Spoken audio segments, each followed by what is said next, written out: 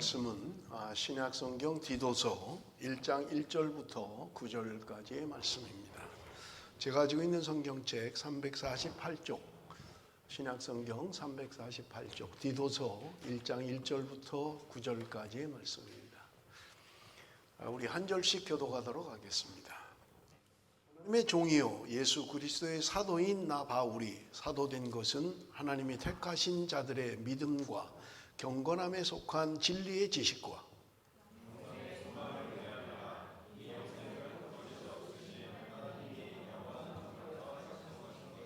자기 때에 자기의 말씀을 전도로 나타내셨으니 이 전도는 우리 구주 하나님이 명하신 대로 내게 맡기신 것이라.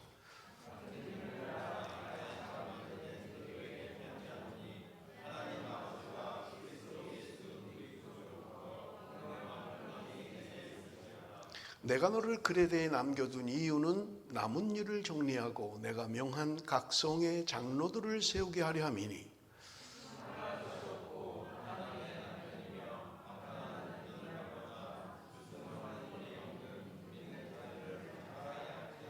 감독은 하나님의 청지기로서 책망할 것이 없고 제 고집대로 하지 아니하며 급히 분내지 아니하며 술을 즐기지 아니하며 구타하지 아니하며 더러운 이득을 탐하지 아니하며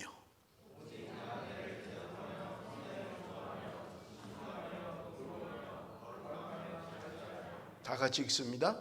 미쁜 말씀의 가르침을 그대로 이는 능히 바른 교훈으로 권면하고 거슬러 말하는 자들을 책망하게 하려 함이라. 아멘. 어제부터 디도의 말씀을 묵상하고 있습니다. 디도서는 아주 3장밖에 안 되는 짧은 그런 성경입니다. 바울이 신약 성경을 많이 썼는데요. 그 가운데 목회자들에게 보내는 목회서신이라는 이름의 성경책들이 있습니다. 이 목회서신은 3권입니다. 여러분 그 디모데 전후서 그리고 디도서 여러분들이 좀 기억을 해두시면 좋을 것 같아요. 디모데 전후서와 디도서가 바울이 쓴 목회서신입니다. 목회자들을 위한 그런 편지인 것을 우리가 알 수 있습니다. 여러분 오늘 디도서라고 했잖아요. 이 수신자가 디도라는 사람이에요. 이 디도는 헬라인이었습니다. 그러니까 이방인이었다는 말이죠. 그런데 바울은 이 디도를 향하여 오늘 이야기하기를 같은 믿음을 따라 된 나의 참 아들이다 그렇게 표현하고 있어요. 바울이 지금 디도를 향해서 너는 나의 참 아들이다 그렇게 표현하고 있다는 거예요. 여러분 바울이 평생을 살면서 아들이라고 불렀던 사람이 3사람이 있습니다. 그게 누구냐면 목회서신의 주역이었던 디모데를 나의 아들이다 그렇게 표현을 했어요. 그리고 오늘 본문 가운데 있는 디도를 나의 아들이다 그렇게 표현을 했습니다. 그런가 하면 빌레몬서에 등장하는 오네시모라고 하는 종을 향하여 나의 아들이다 그렇게 표현했어요. 그러니까 바울이 뭐 아무에게나 아들이라고 표현한 게 아니고요. 수많은 사람들이 있었지만 3사람 디모데 그리고 디도 오네시모에게 너는 나의 아들이다 그렇게 표현하고 있는 것을 우리는 볼 수 있습니다. 여러분 오늘 우리가 디도서를 또 다시 설교할 시간이 없어요. 이번 주에 3장밖에 안 돼서 끝나고 다음 주에는 예레미야를 설교해야 돼요. 그래서 대충 요약을 하고 그 다음에 본론으로 들어가도록 그렇게 하겠습니다. 여러분 그 디모데 사랑하는 아들이라고 불렀던 그 디모데 그리고 오늘 본문에 등장하는 디도 이 2사람은 유사점이 있어요. 그건 뭐냐면 첫째는 젊다는 거예요. 바울이 아들이라고 표현할 정도는 뭐 한 10살 차이 나는데 아들이라고 부를 수 없잖아요. 그죠? 그래도 적어도 한 30세 정도는 차이가 나야 아들이다 이렇게 부를 수 있잖아요. 그래서 둘 다 젊다는 거예요. 디모데나 디도나 다 젊다는 공통점을 가지고 있다는 거예요. 그리고 둘 다 바울의 선교의 조력자였던 것을 우리는 알 수 있습니다. 그것도 쉬운 곳에서 목회한 사람들이 아니고요. 목회하기 어려운 곳에서 목회한 사람들이에요. 여러분, 디모데는 특별히 고린도 교회, 에베소 교회, 여러분 참 힘든 교회에서 목회를 했어요. 그리고 디도는 오늘 본문에 이야기하고 있습니다마는 그레데라고 하는 곳에서 목회를 했던, 여기도 만만치 않은 곳이에요. 그러니까 쉽고 평탄한 곳에서 목회를 한 사람들이 아니라 바울이 가장 힘들다고 생각하는 곳에 대신 보내서 목회를 했던 사람들인 것을 우리는 알 수 있습니다. 그런데 차이점이 있어요. 디모데와 디도는 좀 차이점이 있는데, 여러분, 디모데는 반유대인이에요. 반유대인. 무슨 말이냐면 엄마가 유대인이에요. 그런데 아버지는 헬라인이에요. 그러니까 반만 유대인이다, 그렇게 이해를 하시면 되고요. 그런 반면에 디도는 온전히 이방인입니다. 유대의 피가 전혀 섞이지 않았어요. 그런 온전히 헬라인이었던 것을 우리는 볼 수가 있습니다. 그런가 하면 디모데는 바울이 직접 할례를 행해줬어요. 할례를 행했어요. 그런데 디도는 무할례자였어요. 할례를 전혀 받지 않았어요. 그런 차이점이 있고요. 디모데가 조금 예민하고 수줍은 성격의 사람이라면 디도는 강직하고 남성다운 그런 사람인 것을 우리가 알 수 있습니다. 디모데는 사도행전에 기록이 돼 있어요. 그래서 사도행전을 읽으면 디모데에 관한 이야기가 기록되어져 있는 것을 볼 수 있고요. 그런데 디도는 사도행전에 전혀 등장하고 있지 않은 것을 우리가 볼 수 있습니다. 말씀드린 것처럼 디모데는 고린도 에베소라는 교회에서 주로 사역을 했고 목회한 반면에 디도는 교회와 그리고 그레데라고 하는, 여러분 아마 처음 듣는 분도 많을 거예요. 그레데라고 하는 곳에서 목회 활동을 했던 사람인 것을 우리는 알 수 있습니다. 제가 디도서를 또 설교할 기회가 없어요.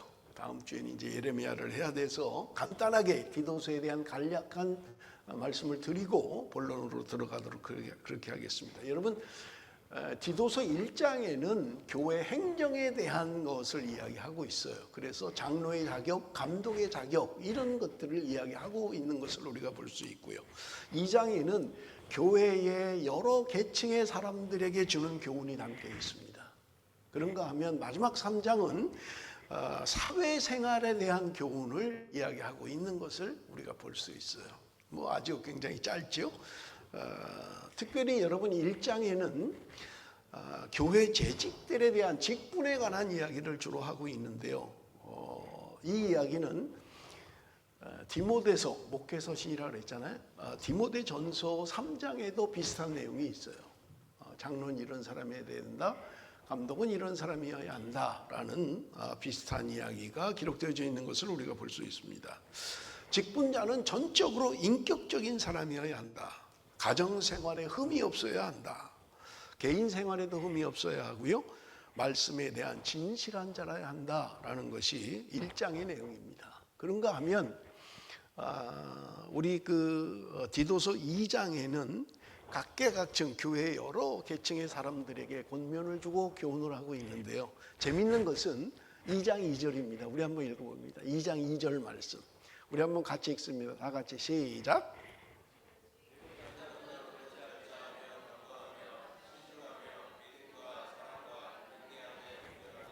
나이든 교회 안에 나이든 사람들에게 권면을 해요. 특히 남자들에게 권면하고 있습니다.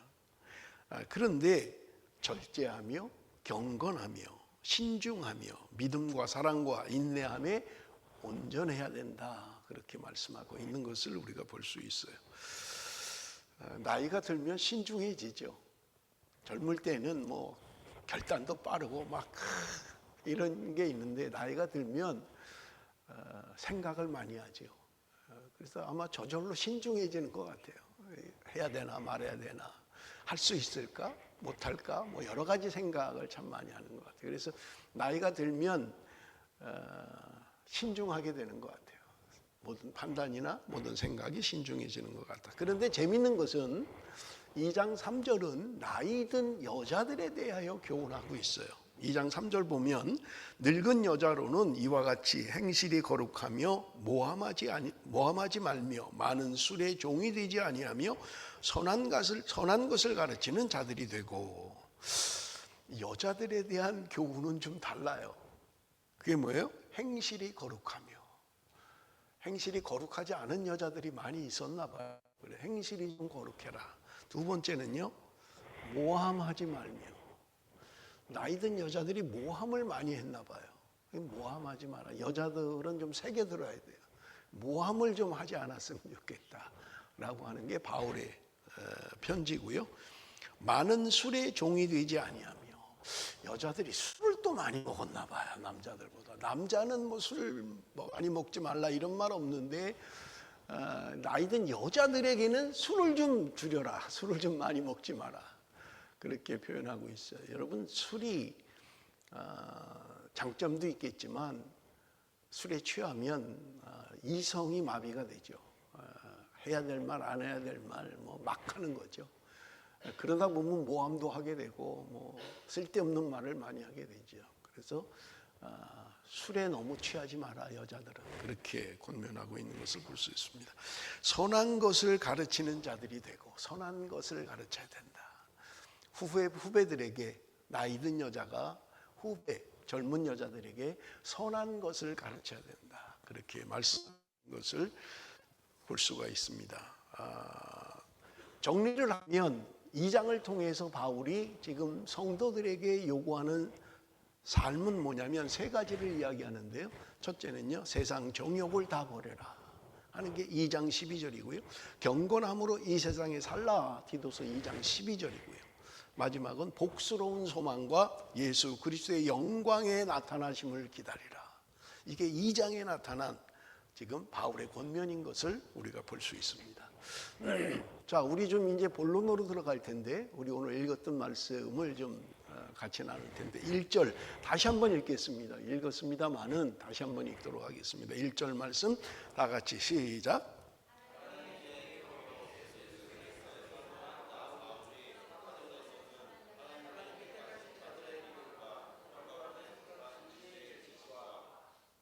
바울은 자신을 소개합니다. 그런데 두 가지를 보면 난 하나님의 종이라고 이야기하는 거예요.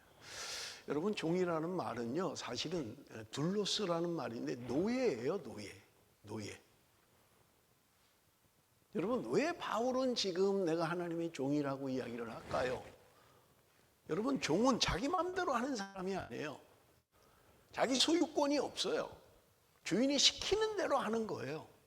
토달 이유가 아무것도 없어요. 이거 해라 그러면 예 하면 끝이에요. 왜 해야 돼요? 왜 꼭 내가 해야 되죠? 다음에 하면 안 될까요? 이런 말이 통하지가 않는 거예요. 시키는 거 하는 거예요, 그냥. 내 소유도 없고요. 나를 주장할 것도 없어요. 왜냐하면 종이기 때문에 그렇습니다. 그런데 바울은 지금 자신이 하나님의 종이라고 표현하고 있는 거예요. 나는 하나님이 시키는 거라면 나는 따지지 않고 나는 그것을 하기를 원한다. 자기 정체성이 분명한 사람이에요. 나는 종이다. 여러분, 모세도 종이었고 여호수아도 종이었어요. 그러면서 두 번째로 하는 말이 뭐냐면 예수 그리스도의 사도. 나는 예수 그리스도의 사도라는 거예요. 사도라는 말은 보내심을 받은 자라는 의미입니다. 보내심을 받은 자라는 거예요. 여러분, 바울은 자기 정체성이 분명했어요. 나는 하나님의 종이고, 그리고 나는 예수 그리스도의 사도다라고 하는 자기 정체성이 분명한 사람이었던 것입니다. 그가 예수 그리스도의 사도라고 할 때 여러분, 세 가지 일을 하나님이 나에게 맡기셨다고 이야기합니다. 첫째는요, 하나님이 택하신 자들에게 믿음을 전하게 하셨다는 거예요. 믿음을. 그래서 1절에 보면 하나님이 택하신 자들의 믿음과, 하나님의 택하신 자들에게 믿음을 전했다는 거예요. 그런가 하면 두 번째는 택하신 자들에게 진리의 지식을 전하기 위해서 나를 사도로 부르셨다는 거예요. 믿는 자들에게 믿음을 전하고, 그리고 택하신 자들에게 진리의 지식을 전해주기 위해서 그렇다는 거예요. 근데 조금 표현이 좀 그렇죠. 그냥 진리를 전해주기 위해서 나를 택하셨습니다, 이렇게 하면 되는데, 진리의 지식을 전하기 위해서 했다고 이야기해요. 진리의 지식이 뭐예요? 여러분, 우리가 신앙생활 하면서 옛날에는 많이 그랬어요. 그냥 믿어. 의심하지 말고 믿어. 의심이 되는데, 이해가 잘 안 되는데 그래도 믿으라는 거예요. 의심하면 그 마귀가 역사하는 거야. 의심하지 말고 믿어. 근데 아무리 봐도 의심이 가는데, 도저히 이해가 안 되는데, 여러분, 믿음이라고 하는 것이 지식이 있어야 된다는 거예요. 믿음의 지식이 있어야 된다는 말이에요. 그냥 무작정 믿지 말고 내가 뭘 믿는가를 알아야 될 거 아니에요. 그래야 내가 전할 거 아니에요. 뭐를 믿는지를 모르는데 어떻게 전해요? 뭐 믿는데? 몰라? 그냥 믿어. 나는 목사님이 그냥 믿으래. 말이 안 되잖아요. 뭘 그냥 믿어요? 그냥 믿기엔 알아야 믿는 거지. 그래서 말씀을 알아야 된다는 거예요. 말씀을 공부해야 된다는 거예요.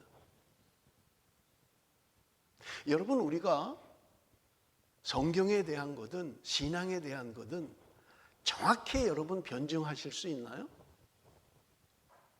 내가 하나님에 대해서, 삼위일체에 대해서, 구원에 대해서 내가 확실하게 가지고 있어요?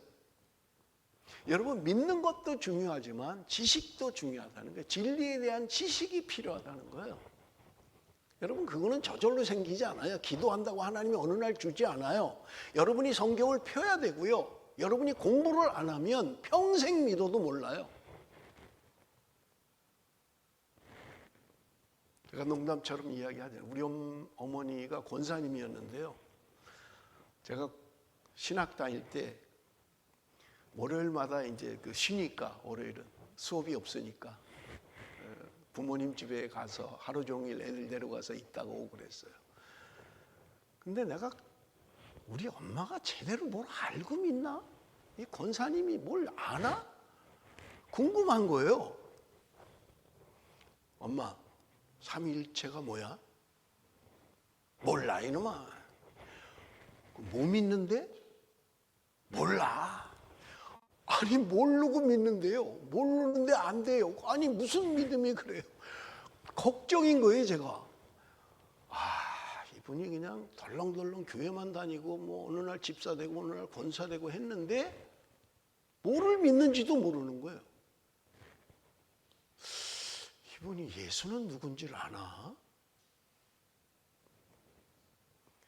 여러분, 이런 믿음을 가지면 안 돼요. 공부하셔야 돼요.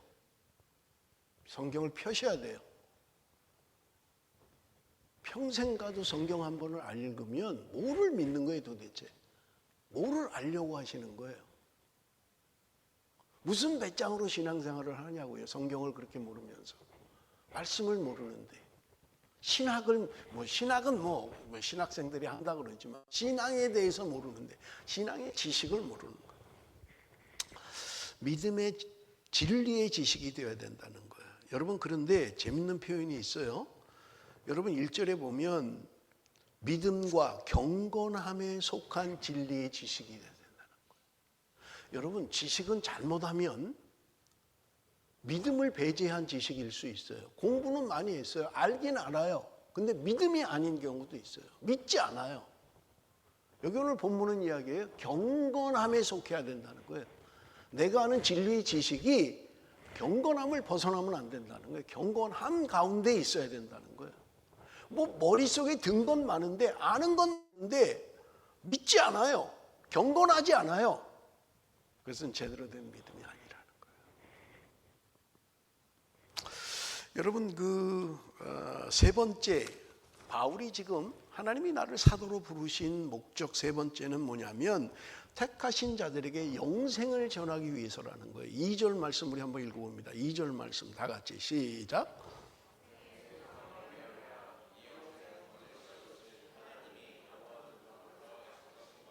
자, 영생을 위한 소망, 영생의 소망을 위한 것이다. 내가 사도로 부르신 것은 성도들에게 내가 영생의 소망을 주기 위한 것이라는 거예요. 그런데 뭐라 그래요? 거짓이 없으신 하나님의 영원 전부터 약속하신 것이라는 거예요. 영생은 하나님이 영원전부터 우리에게 약속하신 거라는 거예요. 자, 그런데 한 가지 의문이 있어요. 영생이 뭐예요? 영생이 뭐예요? 언제 우리는 영생을 갖게 되죠? 우리는 영생 그러면 죽은 다음의 일이라고 자꾸 생각해요. 천국도 마찬가지잖아요. 천국은 언제 가죠? 죽은 다음에 가죠? 여러분, 이게 우리가 잘못 알고 있는 거예요. 진리의 지식의 말씀을 잘 모르는 거예요. 여러분, 천국은 우리가 죽은 다음에 가는 곳이 아니에요. 그게 현대 신학자들이 말씀을 통해서 발견한 거예요. 그래서 주님도 말씀하셨잖아요. 천국은 너희 가운데 있다. 우리 안에 있다라고 했잖아요. 너희들이 죽어서 가는 게 아니야 라고 말씀하셨잖아요. 물론 죽어서 가요. 그런데 천국은 죽은 다음에 누리는 것이 아니라 지금 살아있는 우리의 삶 가운데도 천국이 이루어진다는 거예요. 아멘? 여러분, 이걸 믿으셔야 돼요. 천국은 죽은 다음에 가는 세상이고 지금은 고난과 역경만 있고 그런 게 아니라 오늘 지금 현재를 살아가는 우리에게도 하나님의 나라는 임한다는 거예요. 임해 있고요. 이걸 깨달아야 우리는 신앙생활을 제대로 하는 거예요. 영생은 내가 죽은 다음에 가는 삶이 영생이 아니라 지금 이 땅에서도 우리는 얼마든지 영생을 누릴 수 있어야 된다는 거예요. 그래서 여러분, 영생은 하나님이 사람을 창조하시고 에덴 동산에 생명나무를 만들어 주셨잖아요. 이 생명나무는 그걸 먹으면 영생하는 나무예요. 그러니까 아담과 하와가 타락해서 죄를 짓고 사망을 이룰 때 화염검을 통해서 에덴 동산을 지켰잖아요. 생명나무에 접근하지 못하도록. 생명나무는 영원히 살 수 있는 과일이에요. 그런데 이것을 가까이 못하게 한 거예요. 그리고 예수 그리스도를 보내주시고 예수 그리스도를 믿는 자는 영원한 생명을 소유하게 됐다고 말씀하고 있는 거예요. 그래서 요한복음 17장에 뭐라고 해요? 하나님과 예수 그리스도를 아는 것이 영생이다. 그렇게 분명하게 얘기하고, 하나님을 알면, 예수 그리스도를 알면 우리에겐 영생이 주어진다는 거예요. 죽은 다음에만 가는 세상이 아니라 우리는 이 땅에서도 영원한 생명을 누릴 수 있다는 거예요. 그러므로 여러분, 천국은 지금 우리가 누리는 거예요. 영생은요, 지금 우리가 누릴 수 있는 거예요. 자, 3절 우리 한번 봅니다. 3절.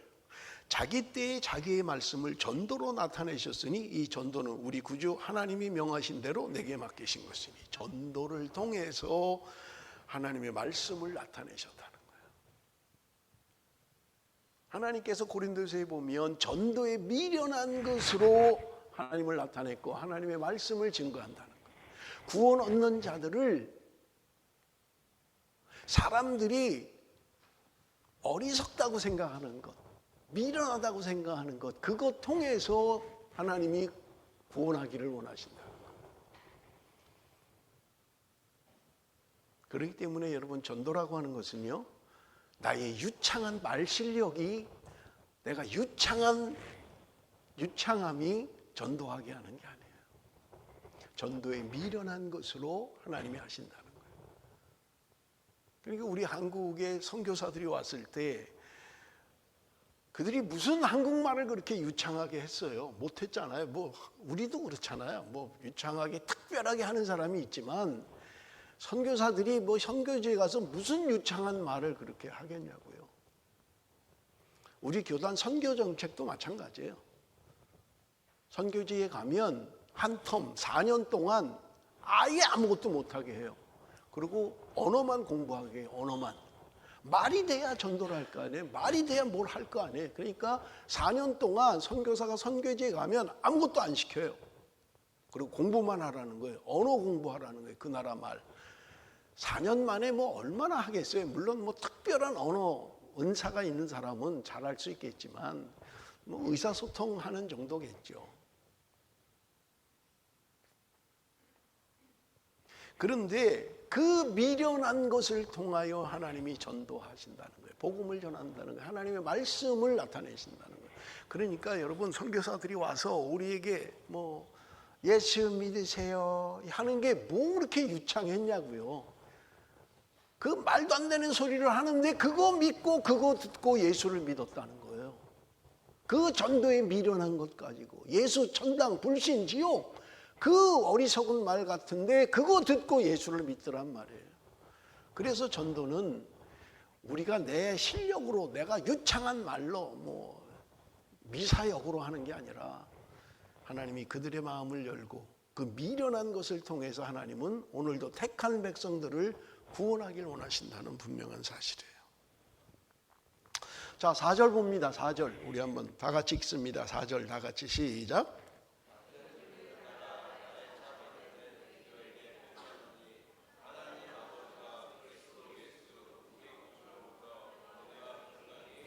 바울은 지금 그에게 이야기해요. 같은 믿음을 따라.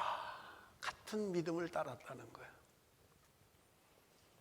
여러분, 교회가 교회되는 것은 뭐냐면 같은 신앙 고백을 해야 돼요. 신앙 고백이 다르면 신앙생활을 같이 할 수가 없어요. 믿는 게 다른데 어떻게 같이 신앙생활을 해요? 그러니까 믿는 게 다르면 신앙생활을 같이 할 수 없는 거예요. 하나님에 대하여, 예수 그리스도에 대하여, 성령에 대하여 우리는 같은 믿음을 고백해야 되는 거예요. 그게 뭐냐면 신앙 고백이에요. 같은 신앙 고백을 해야 돼요. 매주마다 우리 신앙 고백하잖아요. 같은 걸 믿어야 돼요. 같은 신앙을 가지고 있어야 돼요. 그런데 바울은 지금 디도를 향하여 이야기하는 같은 믿음을 따라. 그러니까 바울이 디도를 아들이라고 했던 거예요. 같은 믿음으로 했다는 거예요. 같은 믿음을 가지고 같은 신앙 고백을 한다는 거예요. 같은 복음, 같은 교리, 같은 사명을 가지고 있는 사람 디도였다는 것입니다. 5절 말씀 우리 한번 봅니다. 5절 말씀. 내가 너를 그레데에 남겨둔 이유는 남은 일을 정리하고 내가 명한 대로 각성의 장로들을 세우게 하려 함이니. 여러분 조금 배경을 아셔야 돼요. 지금 왜 바울이 디도를 그레데에다 남겨두려고 하는가라고 하는 거예요. 그레데라고 하는 곳은 바울이 선교 여행 가운데 여러분 우리가 사도행전을 보면 보통 학자들이 3차, 3번 바울이 전도 여행을 떠났다고 이야기를 합니다. 그래서 1차, 2차, 3차 선교 여행이 있어요. 그런데 어떤 사람은 바울의 4차 여행, 바울의 5차 여행 이렇게 이야기하는 사람들도 있어요. 그게 뭐냐면 4차 여행은 이제 로마에 가는 거예요. 로마. 그리고 5차라고 생각하는 사람들은 뭐냐면 로마 감옥에 갇혀 있다가 바울이 풀려납니다. 잠깐 동안 풀려나와요. 그때 복음을 전했고 그것이 5차다 뭐 이렇게 이야기를 합니다. 그러나 보통은 이제 우리가 바울의 3차 여행 이렇게 이야기하죠. 그런데 그레데가 어디냐면 여러분 성경을 좀 보신 분들은 사도행전 27장에 가면 바울이 이제 로마로 압송이 돼요. 로마로 가요. 그런데 큰 배를 타고 가요. 한 300명 가까이의 호송원들, 군인들, 죄수들 태워가지고 로마로 가는 거예요. 그런데 어디에서 문제가 생기냐면 그레데라고 하는 곳에 머뭅니다. 여러분 사도행전은 미항이라고 돼 있어요. 미항. 우리 지도를 잠깐만 좀 보면 좀 도움이 될 거예요. 지도를 좀 한번 보시죠. 여러분, 이게 조금만 줄여 보실래요? 이 지도가 전혀 안 나오네. 일부 예배 때는 잘 나오던데 이게 너무 커서 그런 것 같아요. 좀 줄일 수 없나요? 자, 그냥 뭐 안 되면 그냥 놔두셔도 돼요.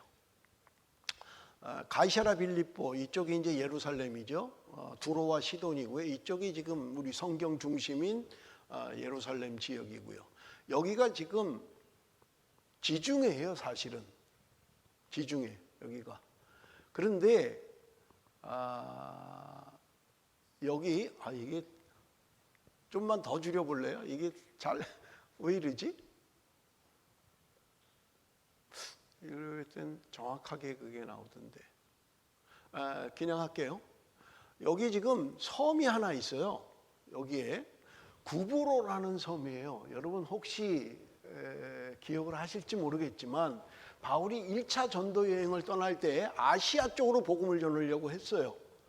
그때 배를 타고 구브로에 거쳐서 이렇게 아시아 지역을 전도했다는 거예요. 구브로라는 것이 섬인데요. 구브로라는 섬이 있어요. 그런데 이 구브로라는 게 지금은 사이프러스라는 섬이에요. 사이프러스 섬. 여러분 기억을 하죠. 3대 섬 굉장히 중요한 거예요. 이게 지중해 중에서도 세 번째로 큰 섬이 구브로 섬이에요. 그 다음에 여기 크레타라고 돼 있죠. 여기 섬이에요. 이게 지금 지도가 정확하게 안 나오는데 섬이에요. 이 크레타라는 이 섬은 지중해에 있는 5대 섬 중에 하나예요. 작지 않아요. 그러니까 뭐 길이가 한 268, 폭이 뭐 한 100m, 100km 죄송합니다. 100m 뭐 말도 안 되죠. 100km. 길이가 한 300km 되는 큰 섬이에요. 여기 이제 미항이라고 나와 있잖아요. 여기서 이제 로마로 가려고 하는 거죠. 이게 이제 로마로 가는 길을 지금 표시해 놓은 건데 4차 전도여행이라고 돼 있잖아요. 미항에서 바울은 사도행전에 보면 하나님의 계시를 받고 가면 안 된다. 가면 우리 파선할 수 있다라고 하는데 여기 이 선장이 선주의 말을 듣고 지금 좋아. 바람도 좋고 지금 뭐 출항하기 좋은 시기야. 괜찮아. 그래가지고 선장이 바울의 말을 안 듣고 출항을 하지요. 그런데 여기서 이제 난파라고 돼 있잖아요. 엄청나게 고생을 하죠. 배가 뒤집어지고 갈 수 없는. 그래서 결국은 이제 여기 몰타라고 하는 멜리데에 도착하게 됩니다. 죽을 똥 살 똥 고생을 해요. 여기서 짐 다 버리고 뭐 막 생명만 겨우 건지는 이런 일이 이제 여기서 되고. 그래서 여러분 기억해야 될 세 섬이 있는데 구브로라는 지금 여기쯤 있는데 이게 지금 왜 이렇게 되나 모르겠네요. 구브로라는 사이프러스라는 섬이고요, 크레타 섬이고요, 그 다음에는 몰타, 멜리데라는 섬이에요. 제가 인터넷으로 봤거든요. 세계 여행지 가운데 가야 할 곳, 정말 아름다운 곳들이에요. 몰타, 그리고 여기 크레타, 사이프러스 이런 섬들은 세계적으로 꼽히는 관광지예요. 엄청나게 아름다운 곳들이에요. 여러분 나중에 기회가 되시면 한번 이쪽 여행을, 이쪽 섬을 한번 좀 가보시면 바울이 어떻게 갔는가 하는 것을 새길 수 있습니다. 지금 굉장히 아름다워요. 여러분 나중에 한번 찾아보세요. 크레타 섬이라는 것과 사이프러스라는 섬, 구브로라고 되어 있네. 이게 이제 성경에 나오는 섬 이름이죠. 왜 뭐가 또 안 나오다가 나오네. 구브로 섬이라는 게 사이프러스라는 섬이고요. 여기 몰타, 멜리데라는 섬. 성경에는 멜리데라고 나오죠. 몰타 섬이에요. 굉장히 아름다운 곳들입니다. 그런데 여기 지금 그레데라고 하죠. 여기에 지금 바울이 디도를 남겨놨다는 거예요. 여기 사역하도록 그렇게 남겨놨다고 이야기하는 것을 우리가 볼 수 있습니다. 자, 그러면 여러분 이 그레데라고 하는 곳이 사실은 그리스 신화의 신들, 특별히 제우스가 태어나고 자란 곳이라고 이야기를 합니다. 유럽 문명의 시초인 에게 문명의 발상지가 바로 그레데라고 이야기를 하는 거예요. 그런데 여러분 그레데라는 이 지역 이름, 섬 이름은 사실은 굉장히 좀 부정적이에요. 왜냐하면 헬라어에 크레티조라는 말이 있는데 이게 무슨 말이냐면 거짓말하다, 속이다, 뭐 이런 뜻이에요. 그래서 사람들이 누군가 나를 속이려고 그래, 거짓말해 라고 할 때 뭐라고 이야기를 하냐면 내 사람처럼 말한다, 이런 아주 안 좋은 그 의미를 가지고 있는 거예요. 누가 나를 좀 이렇게 속이려고 말을 하면 너는 왜 그레데 사람처럼 말하냐? 이렇게 하는 게 너 왜 속이려고 말해? 왜 거짓말을 해? 이런 표현의 그런 단어예요. 그러니까 그레데 섬 사람들이 그렇게 좋은 부정적인 좀 이미지를 가지고 있다는 거예요. 그런데 여러분 사실은 이 크레타 섬이 얼마나 중요하냐면요. 여기 지금 지중해인데 아시아 쪽으로도 갈 수 있는 곳이고요. 그 다음에 유럽 쪽으로도 갈 수 있고, 마게도냐 여기 뭐 이제 고린도 교회들이잖아요. 그리고 아프리카로도 갈 수 있는 굉장히 중요한 무역의 거점이에요. 그러니까 무역이 발달한 그런 곳이 크레타라고 하는 곳이에요.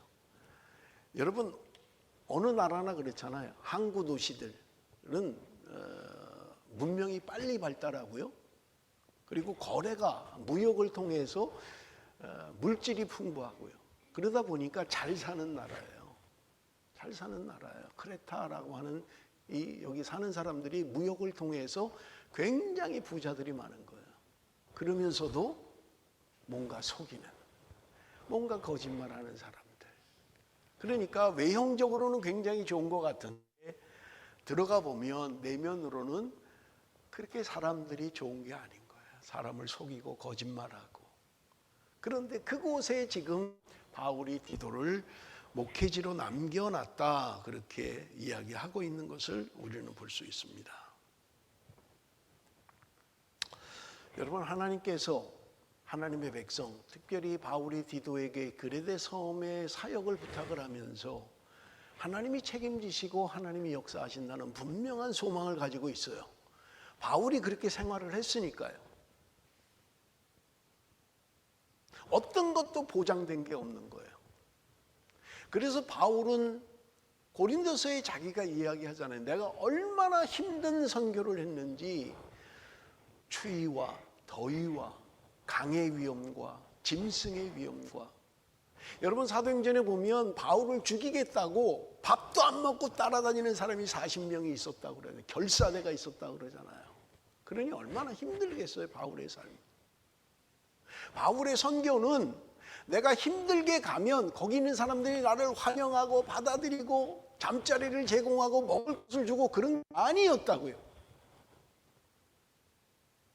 그렇게 힘들게 산을 넘고 강을 건너서 갔는데 그 사람들은 받아들이지 않는 거예요. 그래서 돌에 맞고 죽었다고 그렇게 성 위에서 던져버리고 할 정도로 그는 엄청난 고통을 겪었던 거예요. 어떤 것 하나 보장된 게 없는 거예요. 저기 가면 내가 좀 편히 쉴 수 있어. 저기까지만 가면 거기 있는 사람들은 나를 반겨줄 거야. 그런 게 아니라는 거예요. 바울이 지금 디도를 보내는 이 그레데, 자연 환경은 아름답고 정말 휴양지로 그렇게 아름다운 곳인데 목회를 해야 될 그 사람들은 그렇게 쉬운 사람들이 아니었던 거예요. 돈이 많으면요 어떻게 돼요? 대부분 교만해져요. 뭐 교회 아니어도 내가 얼마든지 먹고 살 수 있는데 내가 굳이 대부분 교만해지는 거예요. 그리고 사람들이 속이는 거예요, 자꾸. 그러니 디도가 목회하는 목회 현장 그레데라고 하는 것은 그렇게 만만한 곳이 아니었다는 거예요. 그럼에도 불구하고 분명한 것은요, 하나님이 우리와 함께 계신다. 하나님이 나와 함께 계신다. 하나님이 나를 책임지실 거야. 라는 분명한 믿음을 가지고 있었다는 거예요. 사랑하는 성도 여러분, 우리가 살아가면서 우리의 삶은 녹록치 않을 것입니다. 내 계획대로, 내 뜻대로, 마음대로 잘 되지 않을 거예요. 그럼에도 불구하고 바울이 디도를 그레데에 보냈던 것처럼 하나님이 나와 함께 하실 거야. 내가 힘들고 어려운 길을 걸어가지만 하나님이 나와 함께 계셔. 하나님이 나를 책임지실 거야. 라는 그런 믿음과 소망을 가지고 살아갈 때 하나님은 그 사람의 삶이 비록 그레데와 같이 힘들고 어렵다 할지라도 하나님은 함께 하시고 하나님 그 목회 사역 가운데 또 우리의 삶 가운데 하나님은 함께 하시는 하나님인 줄로 믿습니다. 여러분, 지금 힘들다고 낙심하지 마세요. 지금 너무 어려워 포기하지 마십시오. 하나님이 우리와 함께 계시기 때문입니다. 자, 오늘 이제 우리 본론에 들어가야 되는데요. 장로의 자격. 지금 바울이 디도에게 두 가지를 부탁했잖아요. 내가 다 하지 못한 일을 네가 좀 해라. 그리고 또 하나는 장로를 세워라 라고 하는 거예요. 교회를 바르게 세우라는 거예요. 교회는 일꾼이 있어야 된다라고 하는 말을 하고 있는 거예요. 6절 우리 한번 같이 봅니다. 6절 다 같이 읽습니다. 6절 말씀 다 같이 시작.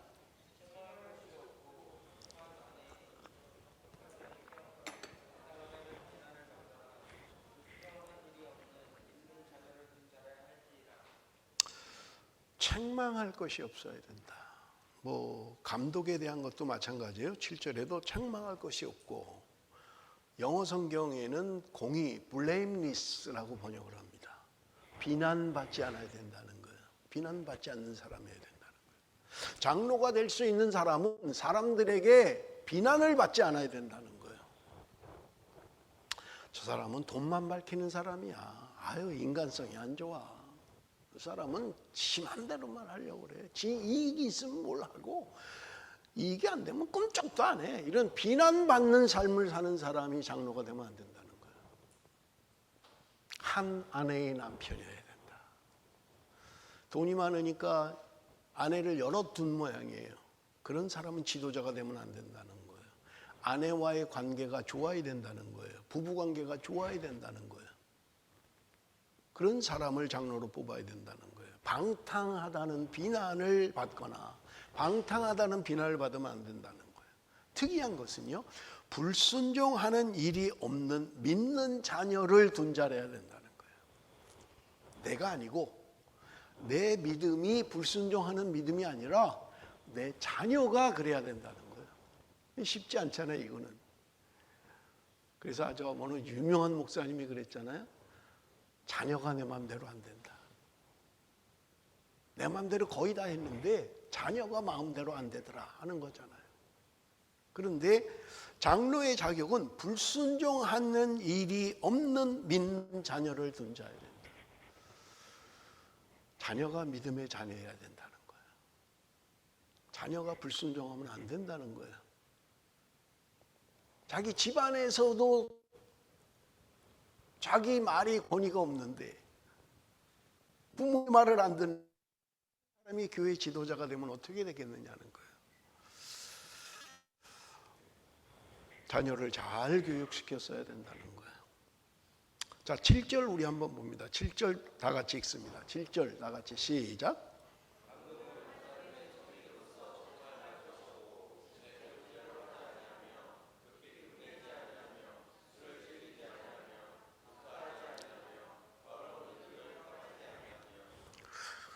여러분, 이런 것을 읽을 때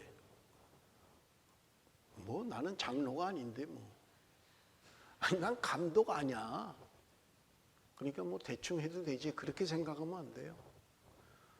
하나님이 오늘 우리를 그런 지도자로 부르시길 원하시는 거예요. 그런데 이런 자격을 갖춰야 된다고 말씀하고 있는 거예요. 자, 여기 감독이라고 이야기하고 있어요. 5절에는 장로라고 이야기하고 있습니다. 그런데 제가 영어 성경을 찾아보니까 킹 제임스 버전에는 장로라는 말에 ordain elders라고 되어 있어요. ordain elders. ordain이라는 말은 지금으로 말하면 임직받은, 안수받은 장로를 말하는 거예요. 안수받은 사람, 공식적으로 오피셜하게 이 사람은 시무장로야, 그렇게 하는 거예요. 공식적인 장로가 돼야 된다는 거예요. 여러분, 그런데 한국 교회는요, 명예장로라는 이상한 걸 세웠어요. 이상한 게 만들어 놓은 거예요. 장로 자격이 없는데 돈이 많아. 그러니까 공식적인 장로로 세우기는 좀 찝찝한 거예요. 제대로 신앙생활 안 하는데. 그러니까 명예장로, 무슨 장로가 또 명예가 있어요? 뭐 명예권사, 무슨 직분을 명예를 뭘 받아요? 그게 명예가 되는 거예요? 한국교회 이상해요. 이게 성경에도 없는 거예요, 사실은. 성경에 없다고요, 그런 게.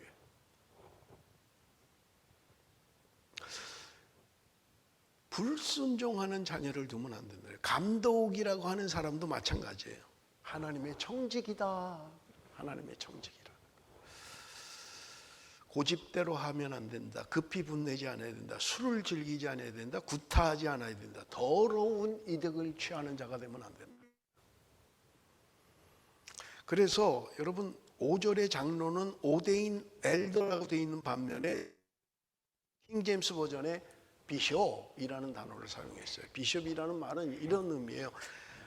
이렇게 생각하시면 돼요. 장로들을 다스리는 감독. 그러니까 예를 들면 우리 교단 조직도 마찬가지예요. 여러분 좀 아셔야 돼요. 교단 법을 아셔야 돼요. 개교회는 목사와 장로로 당회가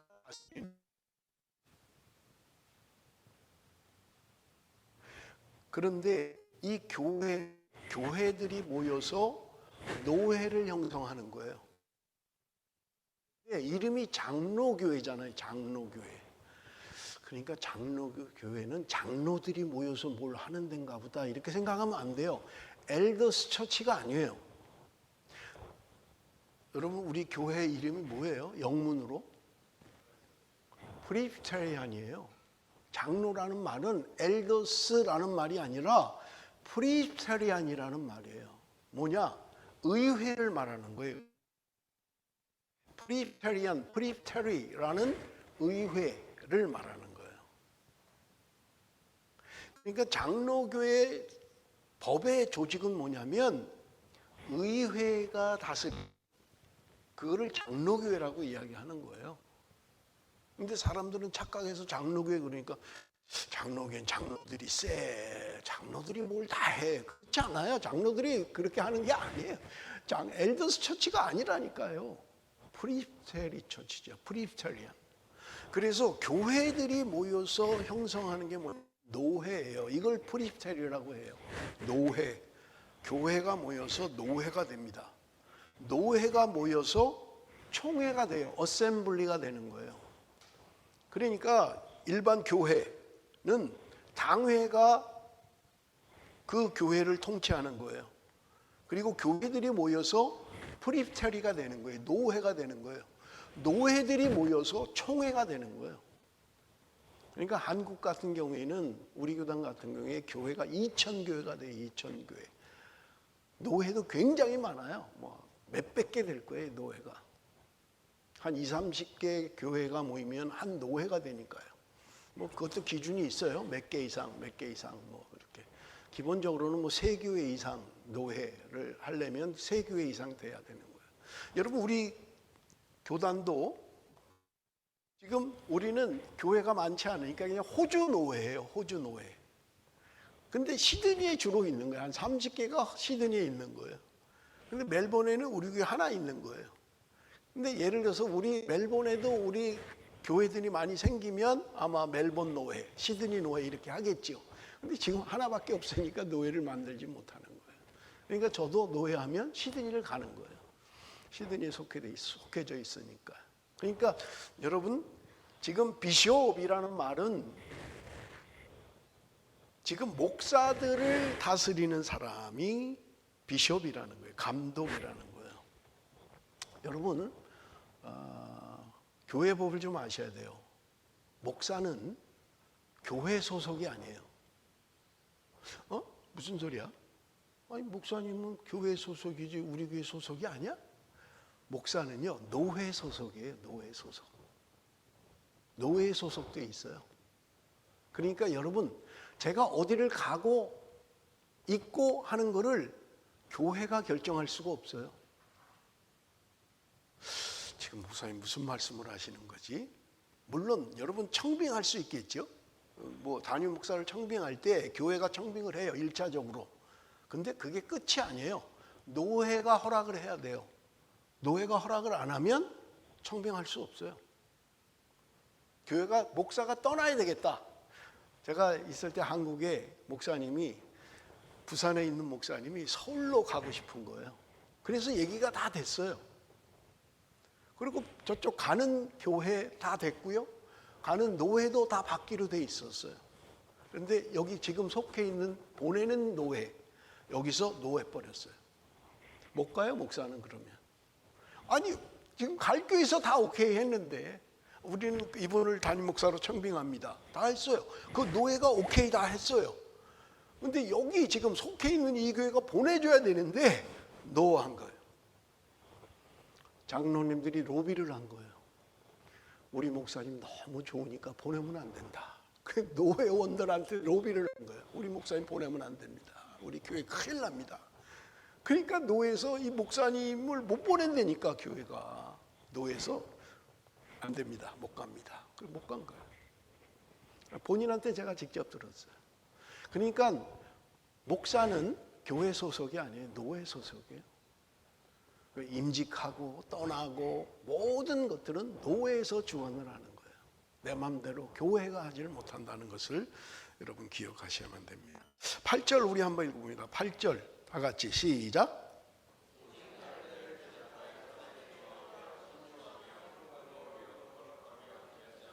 뭐 여러분 어려운 거 없지요?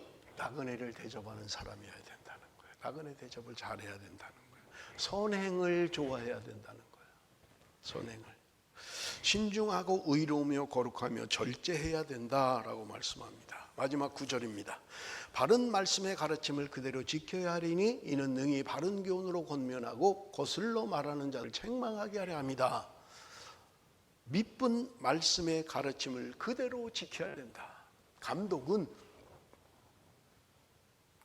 말씀을 전하는 것뿐만 아니라 말씀을 가르치는 것뿐만 아니라 가르친 대로 행해야 된다는 거예요. 자기가 살아야 된다는 거예요. 그대로. 말씀은 그럴듯한데 삶을 그렇게 살지 않는 거예요. 그럼 그 사람은 자격이 없다는 거예요. 왜 그렇게 해야 되느냐? 능히 바른 교훈으로 권면하며 성도들을 바른 교훈으로 권면해야 되기 때문에 그렇다는 거예요. 내가 안 하면 뭐라 그러겠어요? 너나 잘하세요. 사랑합시다. 그러면 당신이나 좀 먼저 하세요. 그럼 무슨 권면이 되겠어요? 무슨 교훈이 되고요? 거슬러 말하는 자들을 책망하게 하기 위해서 그렇다. 교회 안에 뭔가 거슬리게 말하는 거예요. 진리가 아닌 걸 자꾸 얘기하는 거예요. 자기 경험 얘기하는 거예요. 자기 인생 얘기하는 거예요. 자꾸 거슬리게 말하는 거예요. 하나님의 말씀에 거슬리게 자꾸 말하는 거예요. 그런 자들을 책망해야 되는데 내가 말씀을 제대로 지키지 않으면 책망할 수가 없다는 거예요. 여러분, 한국 교회는 교회마다 권징을 잃어버렸다는 소리를 오래전부터 합니다. 여러분, 우리 교단 헌법에는 권징이라는 게 있어요. 이게 뭐냐면 징계하는 거예요. 징계. 교인이 똑바로 신앙생활 안 하고 잘못하면 공식적으로 징계를 했어요. 권징이라 그래요. 여러분, 개인적으로 불러갖고 집사님 그렇게 하지 마세요. 똑바로 하세요. 이런 게 아니에요. 권징은 공개석상에서 해요. 공개석상에서 세워놓고 당신이 이런 잘못을 했습니다.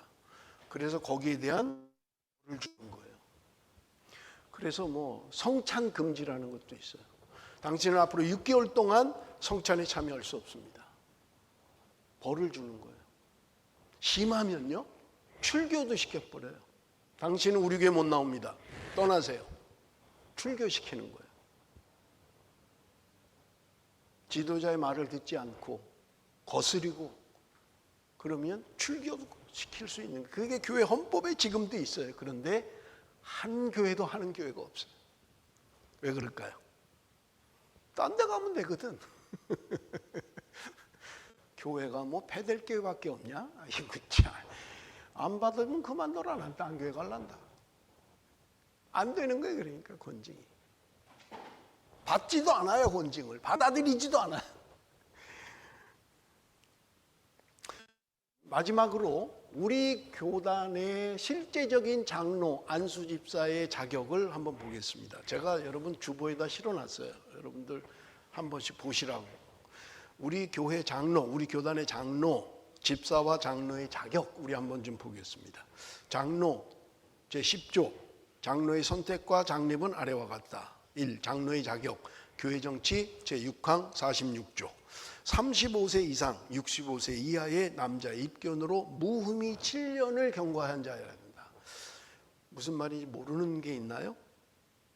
남자 입교인이라는 말은 세례 받으면 거의 다 입교가 다 돼요. 그런데 세례를 받았는데 입교가 안 되는 사람이 있어요. 누구냐면 유아 세례 받은 사람들이에요. 어릴 때 부모의 신앙으로 유아 세례를 받았어요. 이 사람은 입교인이 아니에요. 유아 세례를 받았는데도 그 사람은 14살이 지나면 자기 입으로 신앙을 고백해야 돼요. 그래서 세례를 받진 않지만 입교식을 합니다. 그래야 정식으로 교인이 되는 거예요. 그런데 내가 어른이 돼서 세례를 받았어요. 그 사람은 입교식을 따로 하진 않아요. 세례 받는 게 입교식이에요. 입교 교인이 되는 거예요. 입교인이 되는 거예요. 그러니까 나는 성숙해서 나는 예수 믿고 세례를 받았다. 그 사람은 자동 입교인이에요, 그냥. 근데 유아 세례 받은 사람은 따로 입교식을 해야 돼요. 그래야만 정식 교회 교인이 되는 거예요. 그래서 그런 남자 입교인으로 무흠이 7년을 경과해야 된다는 거예요. 흠이 없어야 된다는 거예요. 징계받지 않았어야 된다는 거예요. 그렇게 1년이 지나면 장로의 자격이 있다, 그 말이에요. 신앙과 행위가 복음적이고 본이 되는 자, 상당한 식견과 통솔력이 있는 자, 공사관 생활에 부끄러울 것이 없는 자, 자기 집을 잘 다스리는 자, 성품이 원만하고 덕망이 있는 자를 장로로 뽑아라. 이런 자격이 돼야 된다는 거예요. 그런데 우리는 어떻게 해요? 저 사람은 나한테 밥을 잘 사. 그냥 되지 뭐. 저 사람은 나한테 잘해줘. 그러니까 그냥 장로 뽑지 뭐. 그렇게 하면 안 된다는 거예요. 헌법에 자격이 있어요. 성경에 자격 기준이 있다고요. 그걸 보고 그렇게 해야 된다는 거예요. 그냥 뽑으면 안면으로 하면 안 된다는 거예요. 인정으로 하면 안 된다는 거예요. 저는요, 그래서 퍼스에서부터 목회를 하면서 선거를 할 때는요, 부부 사이에도 상의하지 말라 그랬어요. 부부 사이에도 상의하지 마. 누구 뽑을 거야, 당신? 누구? 하지 말라는 거예요. 기도하고, 이 사람이 적합한 것 같다 하는 거지. 서로 물어보고, 집사님은 누구 뽑을 건데? 이 사람 뽑는 거 아니야? 이러고 상의하면 안 된다는 거예요. 왜? 이거는 세상의 선거가 아니에요. 이거는 하나님의 사람을, 교회 리더를 뽑는 일이에요. 그러니까 정확하게 하나님의 말씀의 기준에 맞느냐 하는 것을 생각해야지 다른 것을 생각하면 안 된다는 거예요. 자, 6장 안수 집사에 대한 거예요. 안수 집사 제11조 집사의 선택과 장립에 대한 거예요. 1. 집사의 자격 교회 정치 제7항 55조 30세 이상 65세 이하의 남자 입교인으로 무흠이 5년을 경과하면 안수 집사의 자격이 있다. 좋은 명성과 진실한 믿음과 지혜와 분별력이 있는 자여야 한다. 행위가 복음적이고 생활에 모범이 되는 자가 안수 집사에 될 수 있다. 물론 여기 우리 교단법에는 권사도 같이 있어요. 안수 집사 및 권사라고 되어 있는데 권사라는 직제는 성경에 없습니다. 교회 권사라는 직제를 봤어요? 없어요. 또 서리 집사는 있어요? 집사도 없어요. 서리 집사도 없어요. 그거는 교회적 직제가 아니에요. 교회들이 교회를 위해서 만든 거예요. 외국 교회는 서리 집사 없습니다. 안수 집사만 있는데 그걸 뭐라 그러냐면 항존직이라고 그래요. 교회에 반드시 있어야 되는 직분. 그게 뭐냐? 안수 집사. 아까 우리 오대인이라고 했잖아요. 임직받은, 안수받고 임직한 집사가 안수 집사예요. 근데 성경에는 뭐 안수 집사 이렇게 나오지는 않죠. 그냥 집사가 뭐 하는 것은 안수 집사를 말하는 거지 서리 집사를 말하는 게 아니에요. 그 다음에 장로가 반드시 있어야 돼요. 그리고 목사가 반드시 있어야 돼요. 이 세 직분은 항존직이에요. 교회에 반드시 있어야 되는 직분이다. 그래서 항존직 항상 있어야 된다. 이분들은요, 우리 전원지 집사님 안수 받았잖아요. 안수 집사는 매년마다 임명하지 않아요. 이거는 나이 될 때까지 정년될 때까지 그냥 그대로 가는 거예요. 중간에 다시 뽑아 이런 것도 없어요. 안수 받았으면 그대로 정년할 때까지 그 직을 유지하는 거예요. 근데 서리 집사는요, 성경에 없다니까요. 그러니까 매년 담임 목사가 임명하잖아요. 임명 1년직에 1년, 법에도 나와 있어요. 서리 집사는 1년 동안만 그 직분을 유지한다. 그래서 매년 임명을 받아야 돼요. 근데 우리는 어때요? 한 번 집사는 영원한 집사. 집사 임명 안 됐는데도 집사야. 어떤 분은 집사 아닌데도 집사랬대요. 교회에서 부르기 편하기 위해서. 그냥 집사 아닌데도 집사님. 그렇다고 형제님 하기도 좀 찝찝하고 형님 하기도 좀 그렇고, 그러니까 그냥 다 집사님이래. 사실은 엄밀하게 집사 임명을 안 받으면 집사가 아니죠. 그렇게 부르면 안 되죠, 교회 안에서. 저는 그래서요, 분명한 원칙이 있습니다.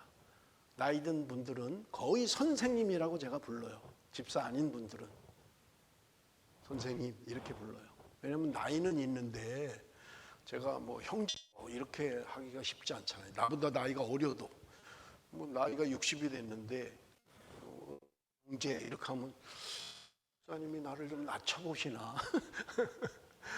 그래서 저는 여기 베델교회 창립할 때부터 그랬어요. 좀 나이가 든 사람들, 나보다 나이가 어려도 그런 분들은 선생님이라고 했어요. 선생님, 김 선생님, 노 선생님, 최 선생님 이렇게.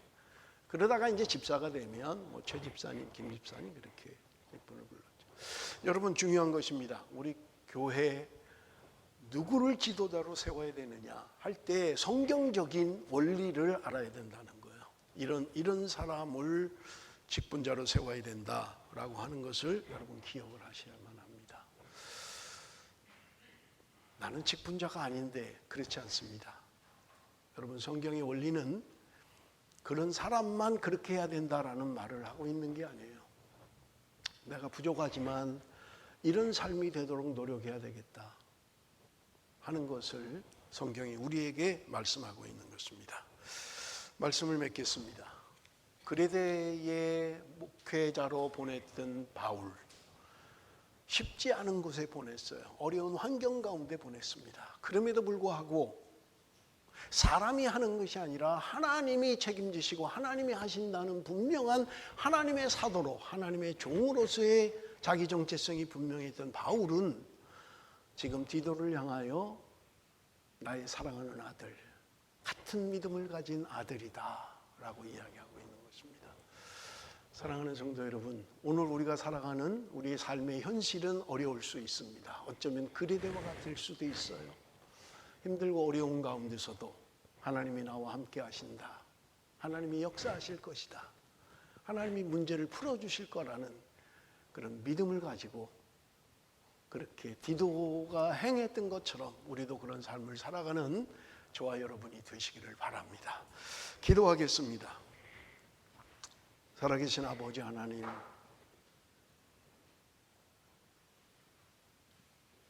바울이 디도를 향하여 나의 사랑하는 아들이라고 고백했던 것처럼 아버지 하나님, 우리가 그리스도 안에서 한 형제 한 자매라고 고백합니다. 같은 믿음을 갖게 하시고 같은 고백을 하게 하시고 온전히 한 마음으로 주님의 나라 위하여 애쓰고 힘쓰는 하나님의 백성들이 되게 하여 주옵소서. 오늘 내가 살아가는 삶의 현실이 힘들고 어렵다 할지라도 하나님, 우리에게 믿음을 주셔서 우리의 영원한 소망, 영생을 소망하며 온전히 믿음의 길, 달려갈 길을 달려가는 하나님의 사람들이 되게 하여 주옵소서. 예수님의 이름으로 기도드리옵나이다. 아멘.